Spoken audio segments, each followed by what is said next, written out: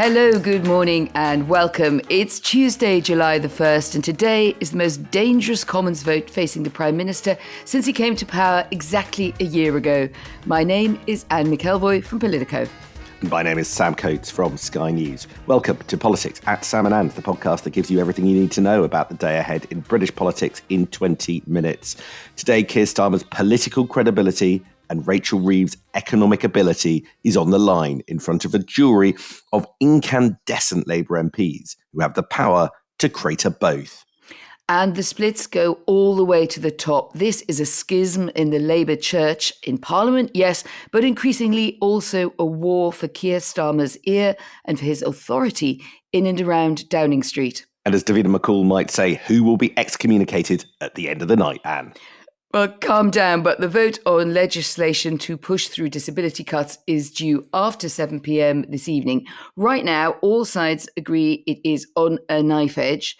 Playbook from Politico reporting this morning that after a shaky performance by Liz Kendall, the Welfare Secretary, in the debate yesterday, the reliable blunderbuss of Jonathan Reynolds, Business Secretary and troubleshooter for everything, is being rolled out to basically try to win over waverers at the last moment, and is dashing about with that very much as his to-do list.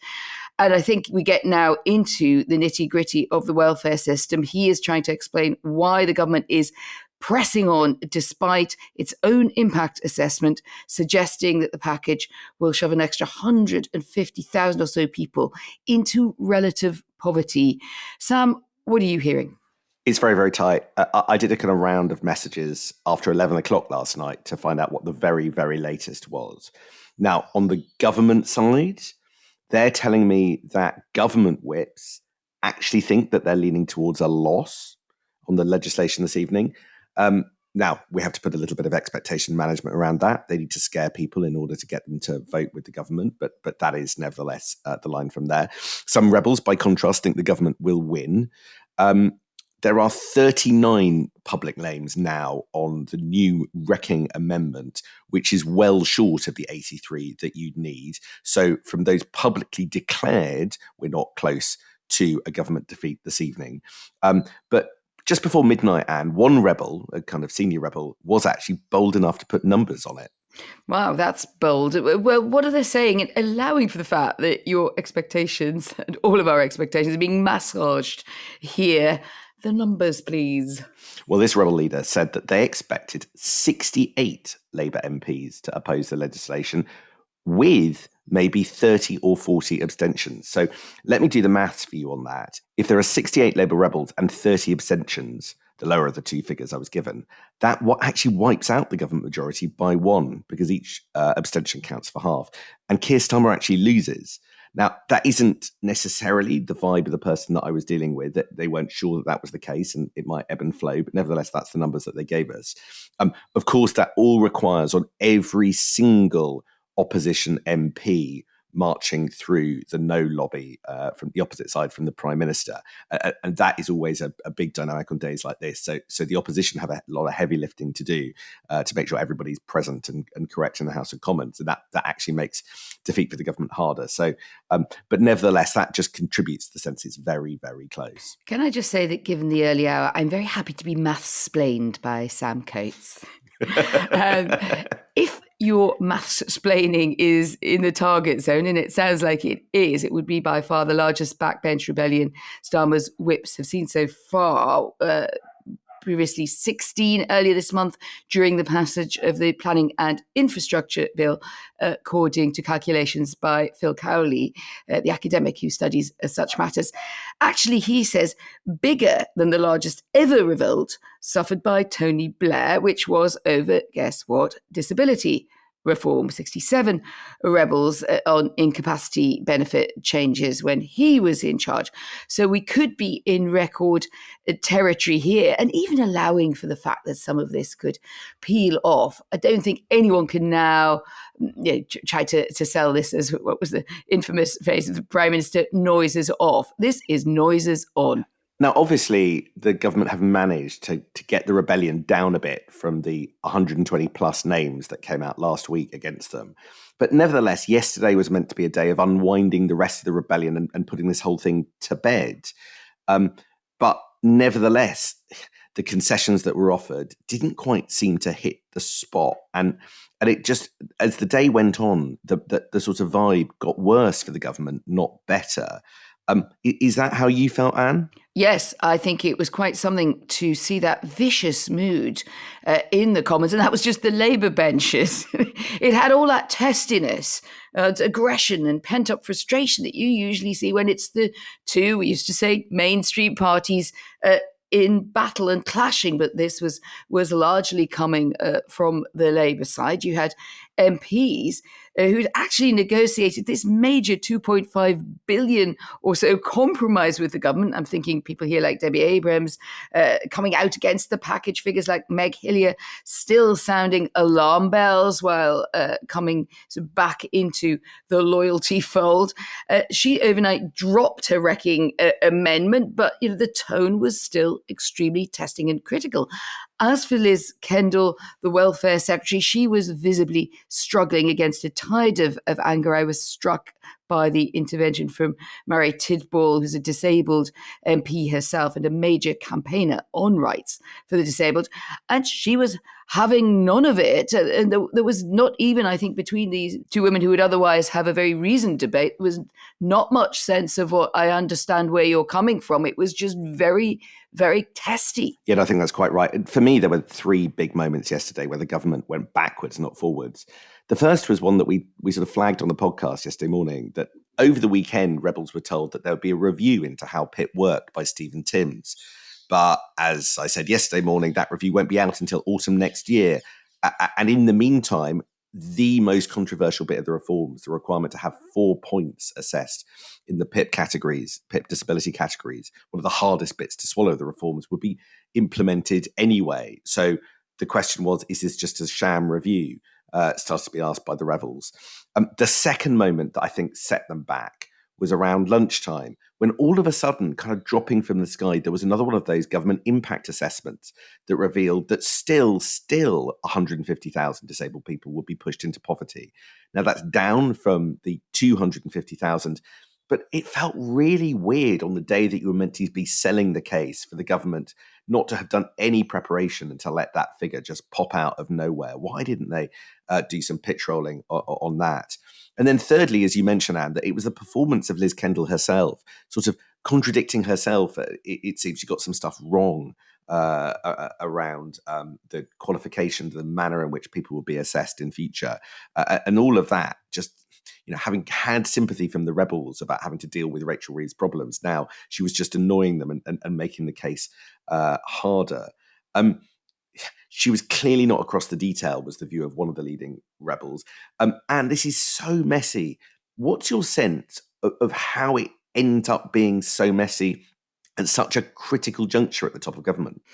I think you have to go back to the way that this bill was conceived, Sam, and that was the driving force behind it, argument behind it, was that this welfare and disability reform was wholly necessary. The total cost of sickness benefits, less than 50 billion a year before the pandemic, now more than 80 billion and set to reach 98 billion by the end of this parliament, is similar to the entire education budget at a time when we know that there are massive financial pressures. So I think what happened is that you had a bill that was effectively conceived to address the black hole in public finances kind of argument that Rachel Reeves has insistently put up to set out her stall on what she can afford to spend and what she can't. And the Treasury likes that kind of logic. At the same time, the government hadn't yet really made its case about why this was a necessary reform in human terms. What happens when so many people are claiming so much money from public budgets when they're not working, when many of them, certainly not all of them, but many of them could be, or at least being trained and made more available for work and facilitated into work, which was a sort of more human side argument. I think they've just completely lost the link between those two things. And it explains when you say quite rightly that Liz Kendall, who after all is no slouch intellectually, I mean, she's well capable of understanding and putting forward complex arguments. I think she's just in a mess because they've had to try to engineer or reverse engineer the argument about why this is good for people onto cuts which have been demanded by Rachel Reeves, in a sense, just to get the numbers to the right place. I think that has caused a lot of internal tension. We haven't heard the last of that yet, and it's led to a very unconvincing case. Things like dropping that impact assessment, like you, my jaw dropped as well. I mean, it's a bad figure. Everyone has always said the impact assessments were going to look bad. The sequencing of who gets what and when and the various tiers of how you would then be assessed are complex. It doesn't seem that the government understands them well itself. So why is it bringing forward the legislation in this form? That is the problem. I also think that there is a lack of direction from the top on this, quite clearly. From talking to people all across government, I think Downing Street is actually at its lowest ebb right now. The quote that I got from somebody in government yesterday is that number 10, the atmosphere in number 10 is completely demoralised. I did speak to a lot of people around the place, and two things are becoming clear. Nobody denies things have gone badly awry for all the reasons that you just set out. But secondly, whatever Keir Starmer says in interviews about not blaming advisors, they all think someone is shortly about to get blamed, and they're just wondering who it is. They worry that the axe is coming. They've watched the axe come from other people. You just get marched into security and marched straight out the building. No ceremony, no sympathy. You might have worked for Keir Starmer for years. Keir Starmer might turn up to your leaving party and say you're the best person that he's known for ages. But it's utterly brutal when you go. And now I think there are a lot of culprits who've contributed a bit. So it's not easy to answer the question, who's to blame? Morgan McSweeney, the policy chief Liz Lloyd, the political team under Claire Reynolds, the Chancellor and her advisors, as well as her fiscal rules. Everyone gets a bit of it, which probably means the person who takes the most flack is the Prime Minister. But there is a particular fear amongst some in government that the first in line for blame is Morgan McSweeney, and that he is, well, you can see it publicly, you can see it on websites, you can see it in reporting, that he's on the receiving end of the most heat of anybody. Certainly. You used the word demoralised. I had a couple of dealings with number 10 yesterday. I would say, and I do understand your people are under massive pressure, I'd say the mood is also just quite reactive. I think they're bit cross about the way this has been covered, and I always feel when you've got a bit of deflection with Keir Starmer talking in interviews about people should not be asking questions or being critical of his staff. It's like, of course, people are going to be critical when things have gone so wrong. So I just think they're, as you say, I think they're very nervy. Even people who I think normally have a good temperament just feel there's a fear in the air, and it's probably about exactly what you say. I mean, whose head is going to roll and who's going to be marched to security if that's the way that this plays out. It's quite a switch around when you mention Morgan McSweeney and the heat being very much directed towards him, Chief of Staff, of course, who saw off Sue Gray in that epic power battle in, an epoch ago, or is it only about 8 months, routinely referred to as Keir's brain, which is a bit rude towards the Prime Minister's perfectly functioning brain. But he was the guy who was seen to really run the show and set the weather in number 10. And if you wanted to advance, you were supposed to work towards Morgan McSweeney's agenda. Now, for the first time, I think we are hearing in barely coded terms really, really tough criticism. Do you know anything about that you can give us a bit more skinny on? Yeah, I was talking to somebody in government yesterday, and they said, who is doing all the briefing against Morgan McSweeney? And I said, well, it's the Prime Minister. It was the Prime Minister in the interview with Tom Baldwin. Now, we talked about this interview. Tom Baldwin is a friend of the Prime Minister, perhaps has ambitions to go into number 10, and he did a long interview with the PM, talking through some of his regrets. And Keir Starmer said, look, don't blame my advisors, but went on to blame his advisors by saying that the material he's presented with isn't the kind of thing that he should be reading out. And that, if that's not a sort of a coded criticism, I don't know what is. Well, what's interesting is how that interview has gone down, because Tom Baldwin himself has continued to give his own interviews, which much more explicitly blame the advisors around number 10, making out the Prime Minister as being badly let down. Surely somebody must come in and deal with that. I mean, I listened to one interview yesterday, and it sounded like a bid for a job, quite frankly. And this has gone down very, very badly in parts of the top of government, who see Baldwin himself as trying to cause advisor regime change, possibly even insert himself. Now, to see what I mean, I want you to listen to this 20-second bit of Tom Baldwin on the news agents yesterday. The first voice that you'll hear is John Sopel, and then Tom picks up. You thought this is going to be the next thing. It seemed to be the only person who hadn't seen it coming was Keir Starmer. Well, I think there's some people in his office hadn't seen it coming as well. I mean, I've heard anecdotes about people saying it wasn't going to be much of a problem. We've only got 90 rebels, and some of them pointed out, well, 90 rebels means we lose the vote. It's pretty clear where he thinks blame lies there, and also to go out and give that interview, he's, if you like, not just any biographer to Keir Starmer, he's sort of the most approved biographer that there is, may in fact really be in danger of perhaps overplaying his hand here. You get slightly, perhaps there's Dominic Cummings vibes of someone who understands the system very well and thinks they know what's wrong with it.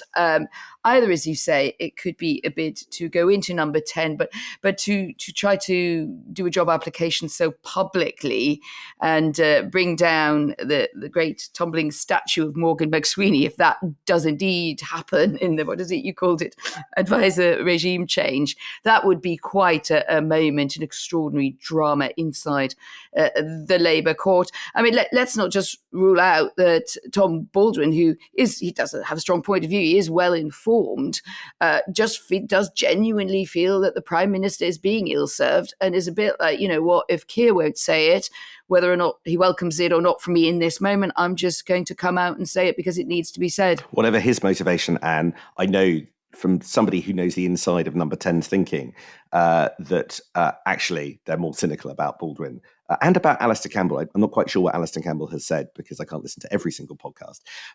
But apparently the view in Number 10 is that the pair of them have the subtlety of a jackknife.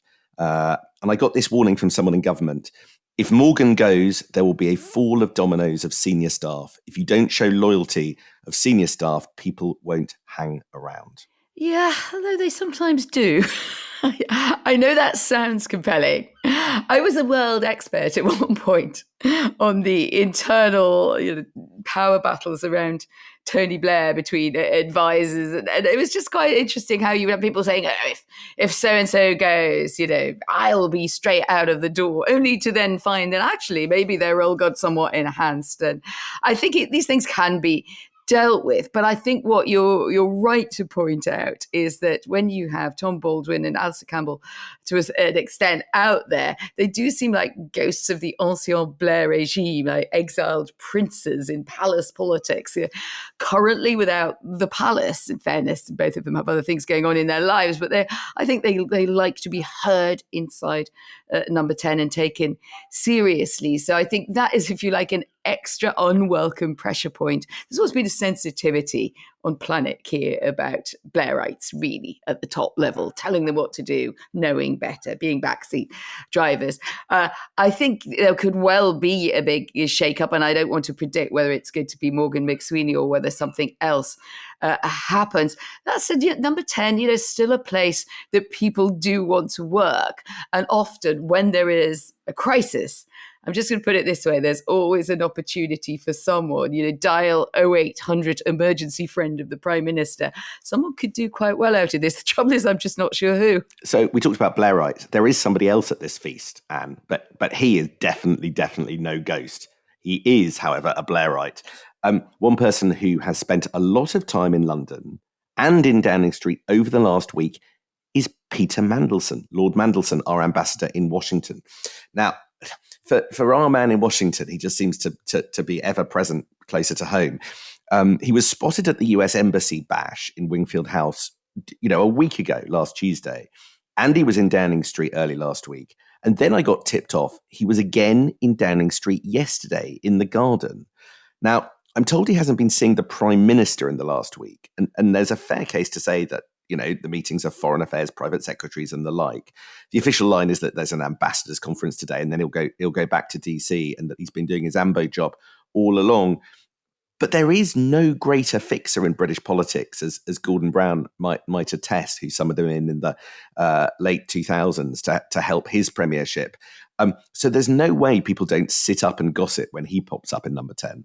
And he's been doing so not only in the time frame that you describe, because I also had that actually through my Washington contacts. I was like, oh, well, what's going on and how much are you seeing of our esteemed ambassador? Oh, he's in London, they said about a couple of weeks ago. So I think he is here partly, I thought, to talk about the trade deal and to try to get that nailed down. But, a lot of that is now just going through the weeds and the implementations. I suppose if you were going to criticize the podcast that we've just done for the last 20 minutes, you would say that what we've done on this big day is given you an awful lot of court gossip.